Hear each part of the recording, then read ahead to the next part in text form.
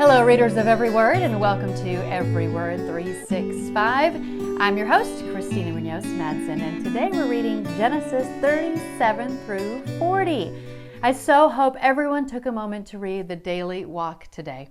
No matter how strong your faith is, I'm sure all of us have asked why, or why me, at some point in our lives.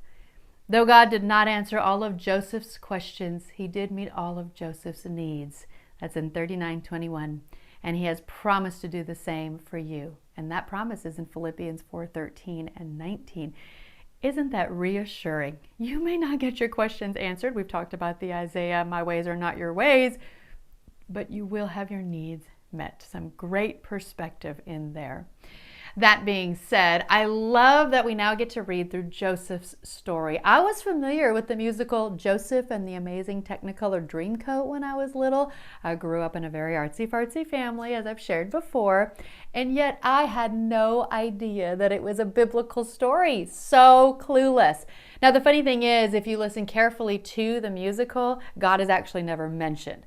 So it's definitely a secular version of the story, but there are so many good stories in the Bible that they're constantly being used by the secular world, and it is a great story. But talk about R-rated stuff. Joseph's brothers plotting to kill him and semen being spilled on the floor to keep from getting a woman pregnant. If you haven't gotten there yet, be warned. It's a little weird. But just like everything else, God can use anyone or any situation to fulfill his purposes. So let's talk about favoritism for a bit. Did any of you feel like your parents had a favorite child? Or do you get accused of favoring one of your children? Well, after reading about Joseph and Jacob and Esau, obviously it's not a new struggle for parents. Those of us that make mistakes as parents, which is all of us, right, are in very good company. Many biblical parents weren't very good parents at all. And I love that there's a link on Got Questions with more about that. We are in good company, so it is okay. Well, you now have a day off from the readings, and I will actually leave you alone this time. No covenants to sign or anything like that. I so hope you will read the reflection and worship page for January 14th.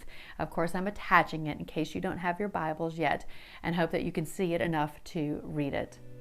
After our day off, the assigned reading will be Genesis 41 through 44, but I gotta be honest, you might just want to read 45 as well in order to get the happy ending to Joseph's story. That's always a big part of it, and it kind of wraps it up in 45. So you can definitely do that. But in the meantime, enjoy your day off. Use it to read some of your paperclip sections if you already have some, and if you do, no shame, no guilt. It's the way it goes.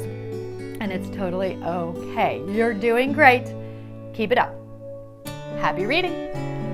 This episode is brought to you by Travel with Friends. Make your New Year's goals a reality and travel with friends. They have a plethora of travel opportunities to choose from. See the ministry of Paul the Apostle firsthand and take a relaxing cruise of the Aegean Sea in April. Experience the world's most iconic art, architecture, and cuisine of Italy in May. And take a cruise through Alaska in July. Don't let 2024 go by without taking a trip with Travel with Friends. And we have more information on all these destinations in the podcast description.